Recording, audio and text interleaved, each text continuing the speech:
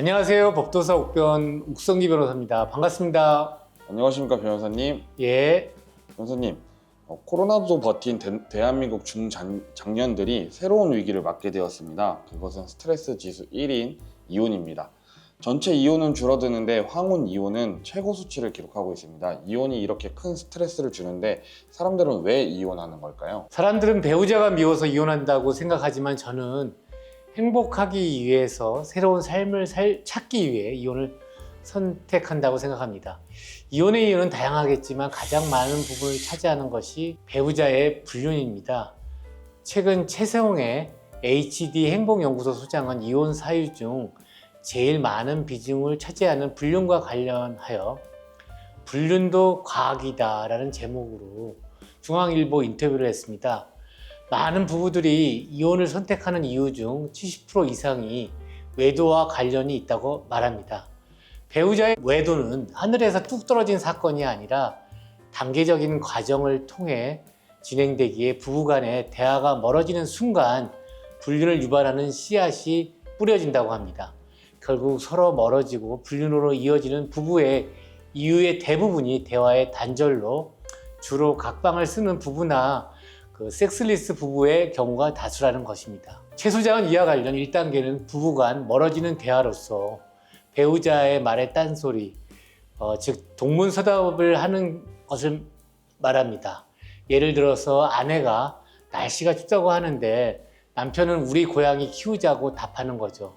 분명 싸운 건 아닌데 아내의 마음이 묘하게 불편해지겠죠. 그 외도의 씨앗은 이때 뿌려지게 됩니다. 서로 정서적 유대 내지 소통이 되지 않는다고 느낄 때 관계의 균열이 생기는 것입니다. 2단계는 부정적 대화법입니다. 비난과 방어의 대화인데요.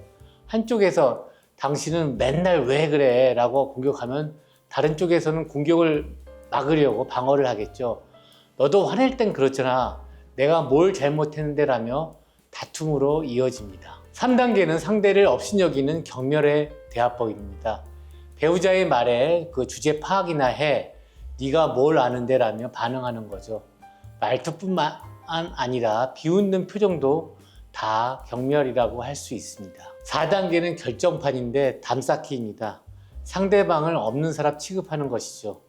대꾸하지 않고 휙 나가버리거나 전화 도중 툭 끊고 카톡으로만 대화를 하는 등 사실상 유령 취급하는 것으로 이러다 이혼으로 이어지는 경우가 많습니다. 저 역시 아내와 27년의 결혼 생활을 하면서 신혼 때 그리고 권태기 때 동문서답하고 또 부정적인 대화를 하면서 무시하고 담쌓기를 시도한 바 있습니다. 변호사님, 그러면 100세 시대의 자식들을 성년으로 키운 후 5, 60대에 이르러 하는 황혼 이혼을 막을 방법은 무엇이 있을까요? 최 소장은 황혼 이혼과 관련하여 각방을 쓰거나 섹스리스 부부이더라도 각방 쓰는 걸 상쇄할 만한 활동을 같이 하면 좋다고 합니다. 즉 취미 활동, 예를 들어 등산, 골프, 테니스 등 운동 내지 여행을 함께 하는 것을 추천합니다. 다음으로 스킨십의 중요성을 강조하는데 우선 아침에 일어나면 서로 손을 20초 주물러주고 출근할 때 잘 다녀오라고 인사하며 6초 정도 포옹을 한다고 합니다. 6초 정도 포옹해야 안정감을 느끼는 호르몬이 분비된다고 하네요. 집에 돌아와서는 좀 더 길게 10초 안아주고 자기 전 또 30초 정도 어깨를 주물러 줍니다. 다 합쳐서 한 66초라고 하는데 딱 이 시간이면 된다고 합니다.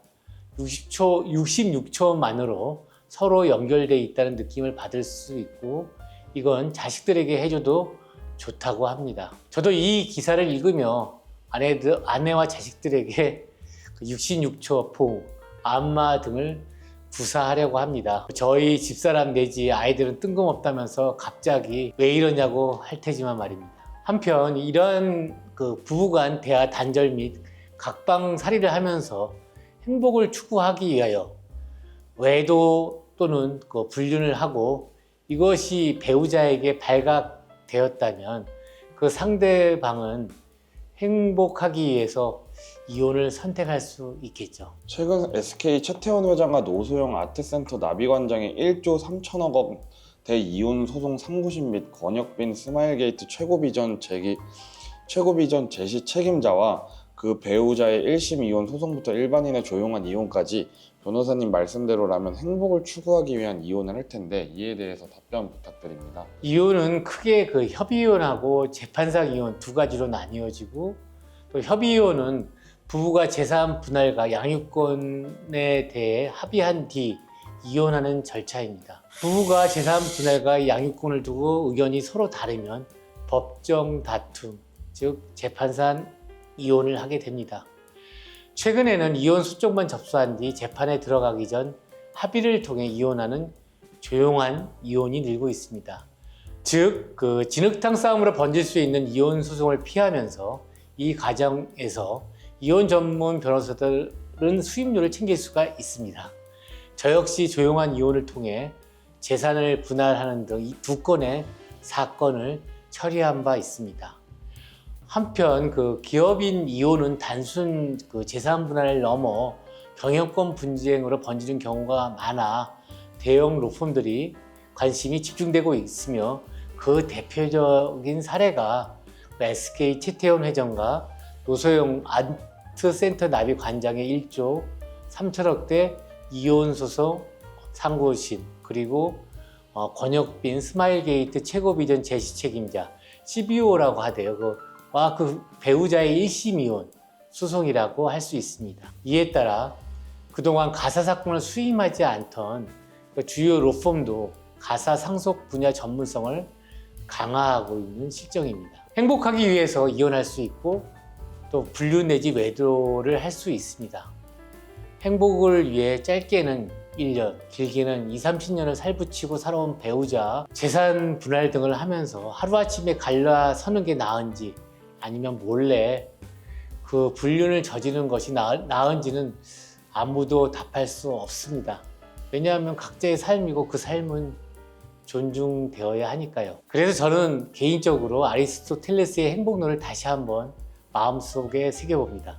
아리스토텔레스의 행복론은 그의 저서 그 니코마코스 윤리학에서 주로 다루어지는데, 그는 행복을 그 인간 존재의 궁극적인 목표로 간주하며 이는 단순한 쾌락이 아니라 덕을 통해 이루어진다고 주장합니다. 행복이 이성과 덕의 실천에서 비롯된다고 보았고, 또 이는 개인의 삶의 질을 높이는 중요한 요소라고 강조하면서, 또한 그 인간이 사회적 존재임을 인식하며 공동체와의 관계 속에서 행복을 찾는 것이 중요하다고 말합니다. 마지막으로 행복은 지속적이고 안정적인 상태로 일시적인 그 쾌락이나 외적 조건에 의존하지 않는다고 설명합니다. 그렇다면 그 분류는 일시적이고 외적 조건, 즉 배우자에게 발각되면 그 관계가 사실상 유지될 수 없다는 점에서 아리스토텔레스의 행복론으로 본다면